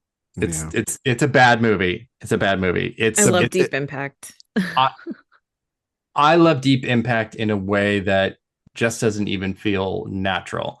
I have seen it so many times. Mm-hmm. And it is just, like I said, it's just a very different version of telling this story. And it is a more human story. And obviously Michael Bay tells the type of stories, how he tells them from an extremely, masculine machismo perspective. And that's fine. Those can be a lot of fun. I think The Rock is one of like the best action movies of all time. Armageddon a little bit less so. And it was funny because on this rewatch, I realized how much less of like Earth destruction there was than I had kind of remembered, because so much of it is just them fighting in space in these close quarter space shuttles. I'm like, this is a little bit annoying, actually. Give me some more like fun stuff. I remember when I first saw Armageddon, I had seen it kind of after it was out, and people have been telling me, oh, you got to see this, you got to see this. And I finally watched it, and I was like, I don't understand why everyone's so excited about this movie. Every single thing about it comes from another movie, and it's all too completely predictable. And I'm telling my brother this, and he goes, no one could have predicted Steve Buscemi would just go crazy and start shooting things off on the asteroid. And I said, it's Telly Savalas and the Dirty Dozen. What are you talking about? Like, everything in that movie comes from something else. Yes. Ben Affleck is super hot in it, though. So that was actually pretty Sure. great.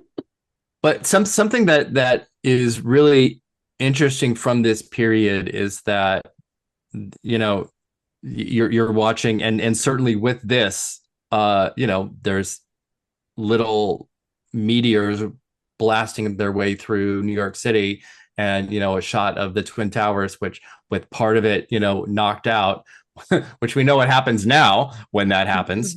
But after 9/11, there was such an apprehension about this kind of destruction, and understandably so. And so these sort of feel like a not a microcosm, but just like a time capsule of pre 9/11. And then it didn't really take that much longer for, you know, destruction to kind of come back. Day After Tomorrow was only 3 years after 9/11, and New York City gets, you know, pretty destroyed. Not in the same visual way that 9/11 had kind of rocked us, but there was definitely like a break in these kinds of movies, just because the collective conscious was not really prepared, not ready.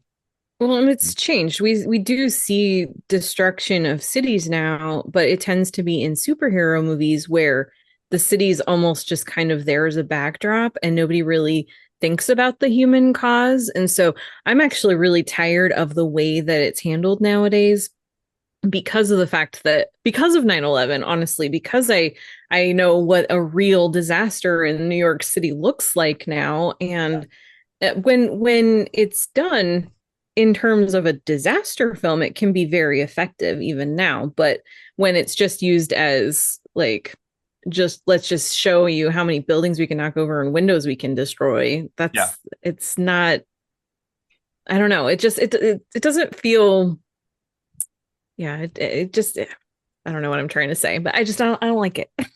No, I completely agree. It's things shifted and perspective shifted, and you're right. There is an emptiness to the destruction that it doesn't feel material. Mm-hmm. Yeah. Okay. Well, Erik, you kind of just went almost. Mentioned like 5 titles. He mentioned like 2 duels, but if you want to go, but he did it. No, that was. Oh, but you did a great job. They were connected, though. It was all connected. Yeah. You have it was very well done. Solo pick, I guess. Then, if you want to mention something, or no, I already talked to him. Okay, all right. I think that's what he was doing. Yeah, that's what I was alluding to. They consider The Perfect Storm a disaster movie. Yeah. Yeah. Okay, because I love I hate that movie. It's got the most awesome, horrible accents. I love it. Oh yeah. I guess I'm kind of fitting with this sort of like man-made disasters. But I guess man-caused disaster, which then led to a film that I've recently watched, and we've done an episode already for Director Watch on it. And it was on the list, and I would consider it a disaster movie, considering that what it is intending to do, which is Tony Scott's Unstoppable, which is about this giant train that has all these chemicals, and these 2 idiots accidentally don't put the brake on it, and it starts going at 65 miles an hour through these small towns, and one of the best Tony Scott movies, period. Not to try to spoil that episode coming up on Director Watch, but so I'll try to keep it brief here. But I love it. Super rewatchable. That's the other thing. It was based on real events, and I mean Denzel and Chris Pine are absolutely incredible. They have fantastic chemistry, and that last 30 minutes where they are trying to connect their train to the end of that train, and they're trying to pull the brakes off and trying to stop this thing from literally destroying an entire city, therefore an entire community. And there's a moment where these kids are on a field trip and that train is coming by and they have to switch the tracks. And when I first saw it, I was like, please switch it in time, because otherwise it would have exploded in this entire area, killing a train full of kids. And it's terrifying. And the way that the sound is done throughout the film, there's, I mean, the multiple different ways in which they try to stop this train. It feels like it's almost a monster movie at times, but then it also, there's real world consequences in that it could literally blow up an entire city. And there's nothing that really anybody could do except these two guys. And so, yeah, it's, if you haven't seen it, it's one of Tony Scott's best. It's his last film of his career, and it kind of also leaves you on a high when you're watching that movie. You know, and this is something me and Jay talked about, where it's like, man, I wish he made more movies and was around still, because you feel like he still had something vital and exciting to say. And so, yeah, Unstoppable would be one I would pick. Also, too, like, I watched Armageddon and Deep Impact when I was like a kid all the time. Those movies were super silly. They were like pull off the shelf at Blockbuster comfort movies all the time. And Armageddon is still a very trashy movie, but one that I watch. I have fondness over that one for a weird reason. And I think everybody has a Michael Bay movie that they like the most, because really, even though most of his films are considered action movies, he just literally destroyed. He's coined the phrase Bayhem. Like, that's what his movies are. They are, just watch the freeway sequence in Bad Boys 2. And if that doesn't feel like a disaster movie at that point, inside an action movie, I don't know what else does. So, but Unstoppable, yeah, it's a good movie. Yeah, I Unstoppable is a good movie. I agree with you. I really love Chris Pine and Denzel Washington both in that. They're fantastic. I need to watch that one again. It's been a while. It's a great. It's only like an hour 42. It's quick. It's so compelling. Like it moves quickly, but it's also just one of those you just can't look away. It's you're just so drawn in the whole time. Yeah, I remember watching the trailer to that movie and thinking, this looks so stupid. I cannot believe the size of the Chrysler building, Josh. And then I saw the movie and it's like, this is way better than it had any right to be. Like, I do find it to be a very fun movie. It's the Tony Scott special. It has no right to be this good, and yet it's damn well good because it has a master behind the camera. So, yeah. All right, Josh, back over to you. I think I'm going to mention one of the sci-fi entries in here. And there's two that I could pick, but I'll leave the other one because maybe Karen will probably want to talk about that version. But I do want to mention at least the 1953 version of War of the Worlds, which, again, was also another favorite growing up. I watched a ton of these like old like 50s horror movies when I was growing up. They're a very big part of my identity. And I think that the first War of the Worlds obviously lays the groundwork for a lot of like what we normally think of with traditional disaster movies, this large scale destruction that's happening.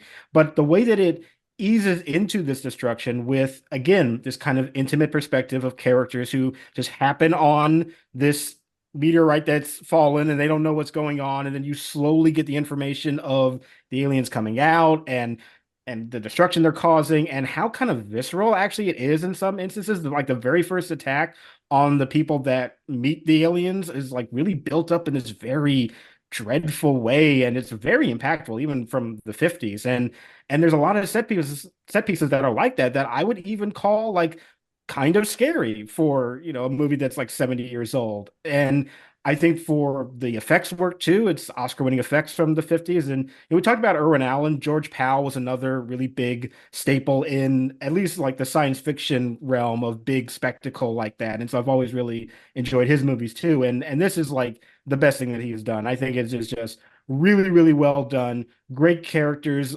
that you have at the center of this one. I love 50s sci-fi movies because the women were all scientists. And I really like that about it. They weren't just dumb people that fell over and couldn't get up. They actually were smart and knew things. I really love that about 50 sci-fi movies. And yeah, this one I think is just a really, really nice spectacle that if you haven't seen it, very much recommend you do, because it's, even though it's an older movie, it really, really holds up. Yeah. It's a good movie. I think it's in the Criterion Collection, if I'm not mistaken. Yeah. And Karen, did you want to talk about the other remake to it? I didn't know if that was on your list. I didn't know. I had a guess. Well, I mean, it's on my disaster movies list, but it's actually not the movie I was going to talk about next. Although I will say that I think that it's better than people give it credit for. The 2005 War of the Worlds by Steven Spielberg is actually a pretty good movie. But actually, the movie I was going to mention is also an alien invasion movie, but it's a comedy that I kind of found by accident at Sundance in 2020. And that is the movie Save Yourselves. Have any of you seen it? Okay. I have not, actually. Yeah, this is why I decided I wanted to talk about this one, because I kind of figured a lot of people haven't heard of it. It's very, very funny. It's so it's basically it's about this young couple from Brooklyn, and they're really into their devices and things, and they're realizing they're very disconnected from each other, and so they decide they need a getaway. And they have a friend who has a cabin out in the woods in like upstate New York, and so they're gonna go out there just for a week to just reconnect and focus on their relationship. And the second they turn off their phones, aliens arrive on Earth, and they have no idea that this is happening. But then all these weird things start to happen on this piece of land where they're at. And eventually they decide to turn on their phones, and they realize that all hell has broken loose. And so it's basically them trying to survive and realizing this young couple, again, from Brooklyn, have absolutely zero survival skills. And it's very, very funny. And I highly recommend it. That's a really good cast. Mm-hmm. Oh my God. Yeah. I gotta catch up with it. I haven't seen this movie, but I have heard of it. I do remember this movie coming up, but I haven't seen it yet. Yeah, it was like I was at Sundance, and I had kind of a hole in my schedule, and I was like, this looks fun. I think the publicist had emailed me, and I was like, yeah, sure. What am I gonna do? So I went to it, and it ended up being one of my favorite movies that I saw that year. So those are always the best ones when they're just a complete surprise at a festival. Yeah. Erik, back over to you. Well, I did also want to echo the love of the 2005 War of the Worlds, which I think is really among some of Spielberg's best. When he lets himself be dark, something happens there. When he lets himself do that, and there are moments in it that are, have a lot of his obvious Spielberg cleverness, but yeah. I love that movie until Tim Robbins shows up. I have issues at that point, but everything up until then I think is excellent. Fair. Are we counting Titanic as a disaster movie? Oh, absolutely. Yeah. Oh yeah. I was waiting for somebody to mention it. Yeah, well I mean, that's literally half the movie.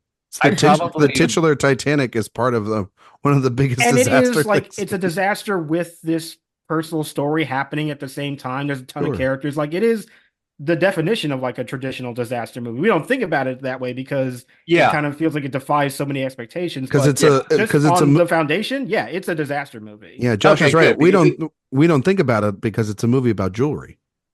And it has like some prestige to it because it's the Best Picture winner. But no, it's not even the first version of the Titanic disaster that we have seen, and those get labeled as disaster movies. So just because you won Best Picture does not mean it's not a disaster movie. Yeah. I mean, I have a lot of feelings about Titanic that are not as positive as most people, but want to talk about it? I just don't. No, we don't need to talk about them. And I think the center romance is terrible. I think Kate Winslet is awful. But it's still, like you guys just said, it has all the core tenets. It has everything. It has everything we were just talking about Twisters not having in place to put the audience there and get us to the end with them, and be willing to kill its star. It is a throwback in the best way possible to the 70s, easily the best version of that era of the genre ever. And yeah, like I said, I love I love destruction. I love just all of it. And I think the entire sequence of the ship is among like the very best of anything that's ever been made. The scope is just too unbelievable, to a point where you are believing what you're seeing. And I'm just like sitting there like Kathy Bates in a damn rowboat going, I believe they built a 70% to scale version of the ship and then actually sank it. It's why it feels real, because it's real. Yeah. And again, this is a great example too of how a lot of these movies can be done in by visual effects doing all of that heavy lifting. It's one of the reasons like that Dante's Peak is actually really good, because there are so many models and fake fronts that are exploded, and so it feels real. It's an issue of stakes, and that's why something like Titanic always feels it will always have an emotional core, because everything feels like there are very real stakes involved, because you're watching a giant ship crumbling. You're not watching a visual effect happen. And that just does something different to your brain chemistry, I think. It certainly does for me. When I'm seeing something that, at least that I know on a superficial level, is quote unquote real, I feel very different about it. I feel very different when the tractors and trucks are crashing on the highway in Twister. I feel like something is happening. And that explosion actually happens in front of them. Yeah. And an explosion is happening.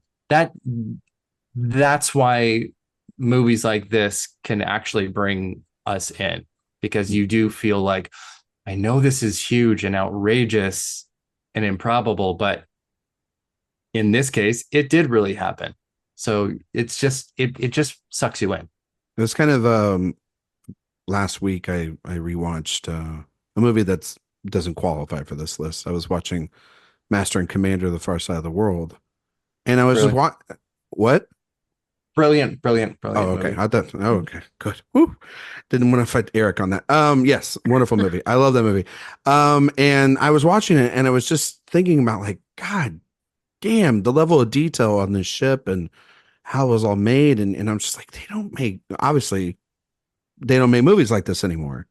And this was in like the same year as Pirates of the Caribbean, and just like these big boat movies. And then I was thinking about, when we were putting together this list, I put Titanic on the list. And even though, I'm not the biggest fan of the way that movie's written, and I think that it's the typical problems that a James Cameron script can have sometimes with its romance, that you cannot deny the sense of scale.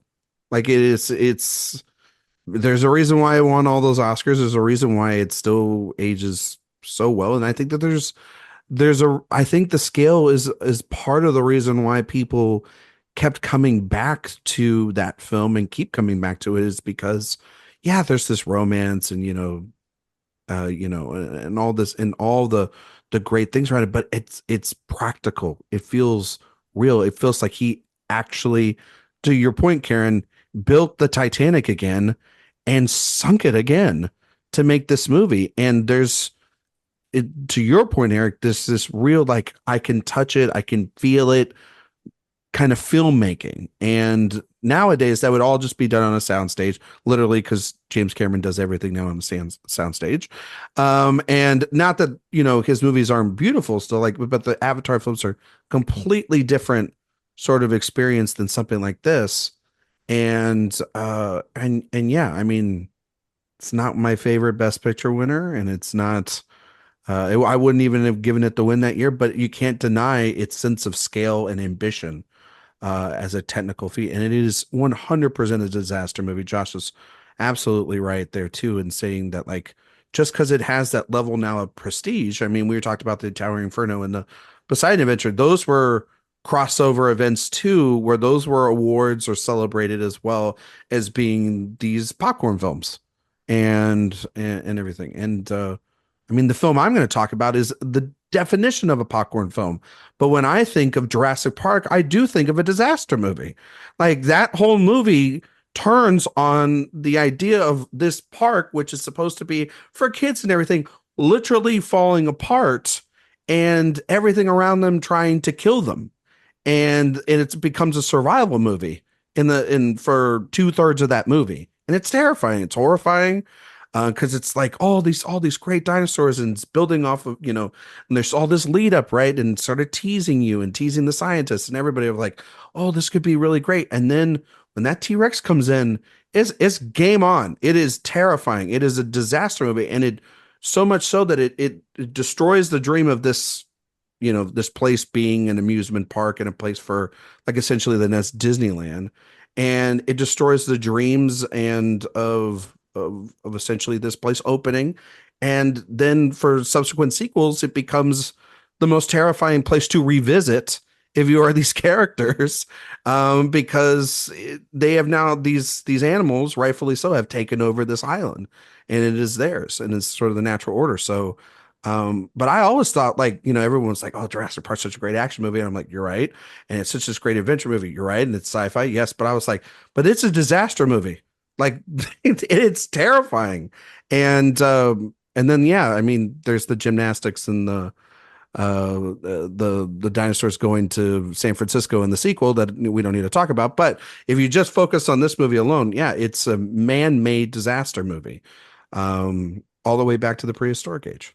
And I think that it has the best tendencies of Spielberg at its time. It's still not my favorite Spielberg, but it's one of those where when those raptors are opening those handles, and you're just like, oh my God, it's all the intelligence and all the designs and everything of just like, okay, we wanted to make them as practical and as smart and everything in their DNA as possible. And now that they're learning and adapting, they become the most terrifying killing machines on this planet. And yeah, I remember as a kid thinking that this movie was terrifying, and it still is in a lot of ways too. And a lot of those, I mean, yes, they use a lot of CGI, but then, like, there are certain dinosaurs that are practical.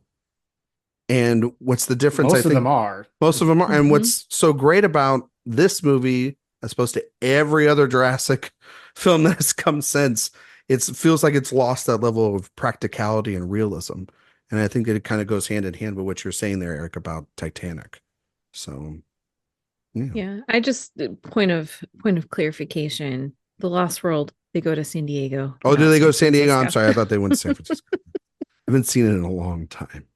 Godzilla goes to San Francisco. That's right. Mm-hmm. That's right. In the different new dino. Yeah, different dino. Same problems. Well, I mean, like, Godzilla movies are disaster movies. Especially watching Godzilla -1 last year. That is those Godzilla movies are 100% disaster films. Yeah. So do you guys have some you want to just throw out, honorable mentions and everything as we kind of wrap it up? Well, we did mention Airport, which I don't really like Airport all that much. Whoa. I'm a much bigger fan of the second film, Airport 1975, which is also extremely cheesy. Like, I'm not gonna argue it's a great movie, but just in terms of fulfilling kind of the basic needs of the genre, I just find it to be very, very fun and silly and ridiculous. it's like, a more generic version of what you would think about these movies, but I really do like it. And I like that it does not have the self-seriousness of the first airport film, which it's not good. Like I agree with Burt Lancaster. He was like, this is ridiculous. This movie's getting all these nominations. Don't yeah. That was not good. 75 I really like. And I also really like Outbreak, the other virus movie, which again, much more on the broad side of things, very like the Hollywood version of this. This isn't Contagion, but with that said, very, very fun. And there is a scene that takes place in a movie theater that scarred me long before COVID happened and has only made me even more nervous since then. But I think it is a brilliant moment in the movie. Yeah. 1000%. Yep. Yeah, that sequence is obviously, now so absolutely terrifying. I love that they shot that up here in Northern California, so I recognize like half of the locations. And I think anytime you do something that's in a small town too, that's again, that is where you can get so many people that feel like, oh my God, that could happen in my town kind of feelings. And it's pretty good. Yeah. Mm-hmm. Karen, do you have some? I have a couple more.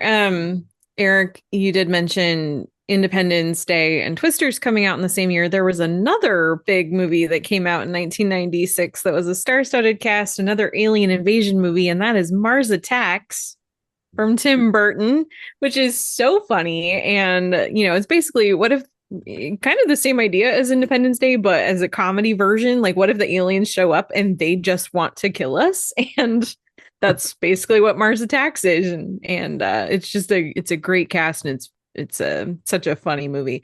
And then also I really enjoy the animated movie from Netflix, The Mitchells versus the Machines, which is it's so good. I really love the family dynamic in that, and I love how it really captures, again with the disconnectedness and it takes aliens from outer space to make people, bring us all together, I guess, a little bit. But it's really cleverly animated. It's beautifully put together, and great voice work too. It's a fun movie. Oh, I love that movie so much. I love that too. No joke. Mars Attacks is the reason why I am a cinephile. Because seeing that movie when I was 6 years old, because it came out during Christmas times, and we went into the city to see it. So all the lights were up, and I was like so mesmerized by us going into the city to see a movie with all this decoration that was out. And watching that film, I was confused, I was bewildered, but I was glued to the screen. And it literally is the inception point of me being like, I want to know more about whatever it is that I just saw. And like years later, it's why I became a Tim Burton fan and started venturing out into more movies. So yeah, Mars Attacks, I say with 100% honesty, is the reason why I'm sitting here right now talking about movies. Oh, Josh, I love that. I love that. I love that, Josh. I also was scared shitless of this movie when I was a kid because it's so playful with the way in which it kills these actors. I was like, oh, okay, so like this could actually happen, like, and then I grew up afraid to kill off the major stars. Yeah, and that's it's sort of the point of the movie. But yeah, it's the point of the charm. Yeah, I mean, like when you're a kid though, and you haven't seen stuff like this or know that it's a spoof and it's it's meant for laughs, you're like, wait, why are they killing off all these people that I clearly know are movie stars, and like they're killing off the president of the United States? Like it's really was jarring for me as a kid because I saw it on like this little TV in my grandmother's kitchen that she would cook and everything with, and it was terrifying to watch. Because I was like, what are you watching? I was also like confused as to why she was watching it, because it wouldn't be a movie that she would usually watch. But I do love Josh's heartwarming story behind my story of terror. Erik, do you have any honorable mentions? Yes, I'll close mine with something similar to Karen's pick, and that is that among the hallmarks of disaster movies of the 70s was the entire subgenre of airplanes, airport, 75, 77, 79, Concorde. That was a whole subgenre within that. That's like, we are going to, make planes the most scary things in the world. And then in 1980, we got Airplane. Still arguably one of the funniest movies of all time. The absolute blueprint for parody, satire, and just extreme comedy. And that's, Zucker and Abrams. I don't know if I would watch this movie on my deathbed, because I can still laugh at every single joke that I've heard 1,000 times. It is a perfect parody and so timely. That's such a weird, tough thing to do, because this was barely a year after like the last airport movie, but it had just been building enough because there had been so many to be able to really kind of savage the genre really well. And oh my God, Leslie Nielsen. We got Naked Gun. We got Police Story because of this. I think it's not just one of the best comedies of all time. I think it's one of the best movies of all time. The joke concentration in that film is just unbelievable. There's like several jokes that could be happening at once, and it is the greatest comedy. Like it really is. It's kind of perfect. And I also love that the movie that it is based on, like, it really is just that movie. Because I remember it was on, I think, like Turner Classic Movies at one point. I was watching it. It's literally Airplane, just without the jokes. It's kind of weird, actually. They just took out the punchlines if you watch the original film. But that's another thing that's great about it, is that the structure that it is taking from almost like doesn't need parody to begin with, because it's already so ridiculous, and what they add to it is brilliant, but it's adding on to something that you already know has the potential to be made fun of, and it doesn't really require that much to be changed from it, except these just brilliant set pieces over and over again. And I agree, I think Airplane is a fantastic movie. And it is so funny and so full of jokes that I've watched it 1,000 times, and I'll still watch it and catch things that I never caught before. Like it's the script is so brilliant, and the actors just do such a great job delivering on it. And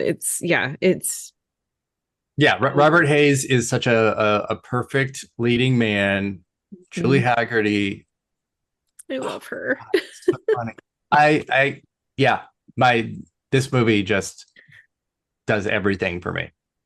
The spoof genre just completely gone from cinema. Well, because people aren't doing a great job with it. That's the problem. That's the problem. Yeah, it still exists, but it's done so terribly and for the wrong reasons. Yeah, I just feel like you can't make a spoof about a movie for a different audience than what that movie is for. That's a good spoof. Like, the reason Airplane works is because it's for people who are fans of Airport, who are fans of that genre of movie. That's why Airplane lands so well.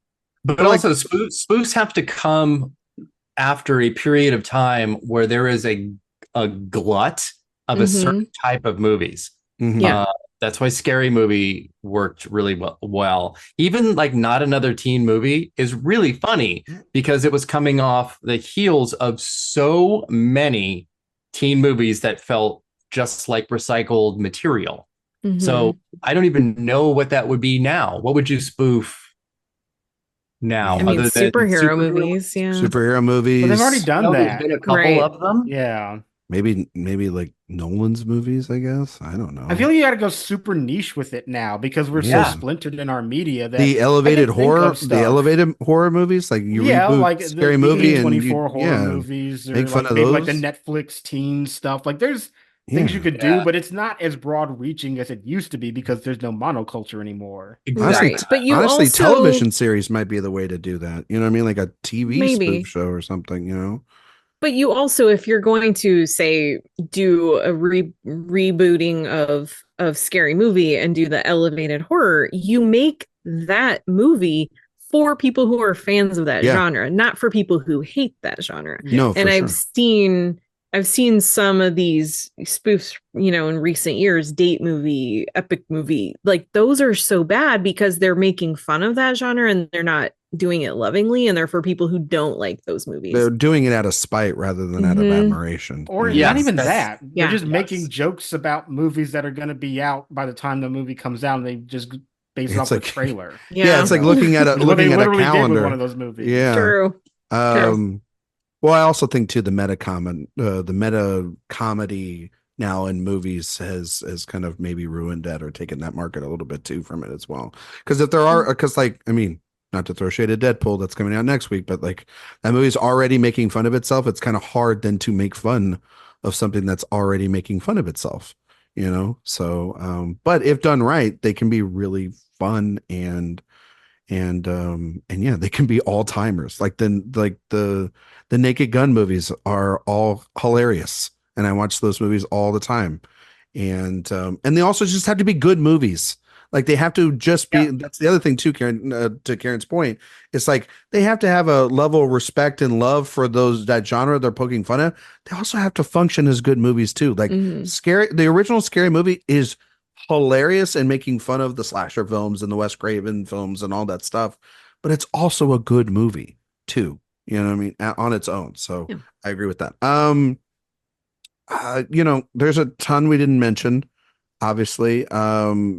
But I'll throw out some. Like I think the Planet of the Apes reboot movies kind of turned into disaster movies as well, kind of coming off of, kind of sidestepping, because that becomes the global pandemic. And then those movies are kind of dealing with the aftermath of that.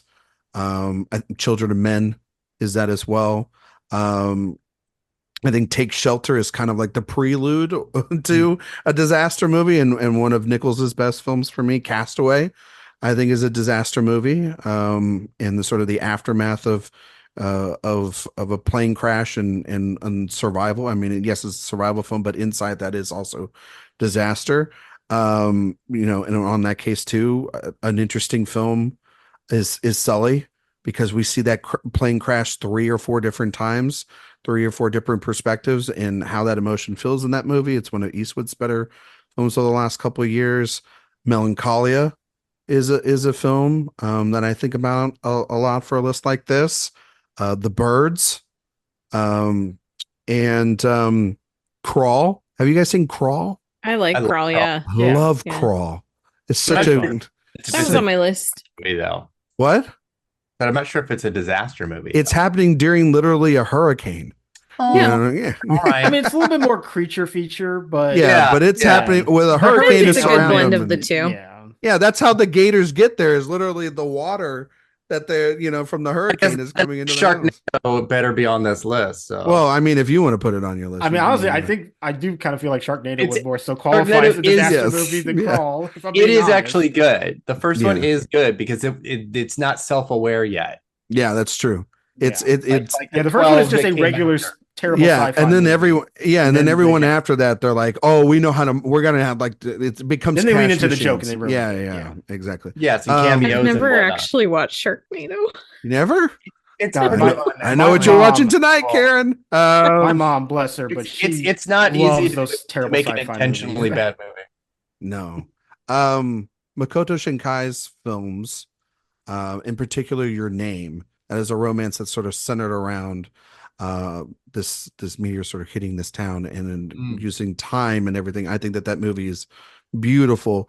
And then I'm in the middle of doing some research for an upcoming piece, so I would be foolish if I did not mention the wonderful masterpiece, trashterpiece that is M. Night Shyamalan's The Happening. God damn it! How dare you? How dare I love you that not movie, and I think it's actually brilliant. It's hilarious, and I love it. And Yeah, more thoughts on that maybe in a week's time. I'm very happy for I you. can't wait. Josh, I'm very happy you like a movie where revision. The wind is the villain. Yes. Yeah. I was walking through IKEA the other day. The trees are the villain, Josh. Yeah. The trees. I was talking to the plants at IKEA the other day. I mean, great that he wanted to remake Night of the Triffids. Okay. Congratulations. Erik, you have thoughts on The Happening? It's terrible. It's horrible.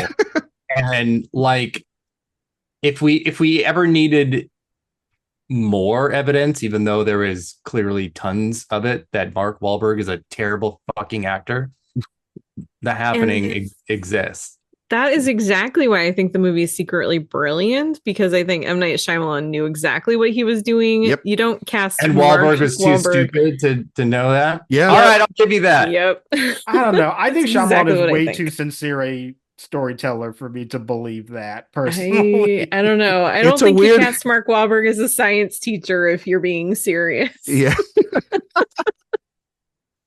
That's what I would like to think, but I don't know. Yeah, it's great. It's a great watch. It's one of those where back it up. It's a great watch. It's a great watch. I love it. If people haven't seen it and you put that on with everyone's gonna have a good time. They're gonna laugh. I'll tell you this, it's not his worst movie. I'll give you that. No, because I've watched a couple of those already. And but man, when he's working, he's clicking. It's a good time at the movies. Looking forward to Trap here in 2 weeks.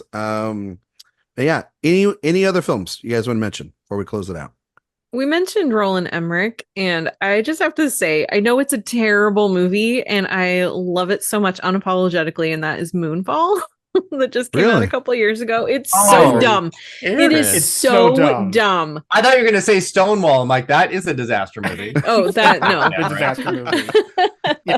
No, Moonfall. It's so dumb, but I just enjoy how dumb it is. You know, the moon is a superstructure and it's falling out of orbit, and what they do with how that affects the tides and things on Earth, it's so ridiculous. And I get such a kick out of it. Did Roland Emmerich do Diva Down?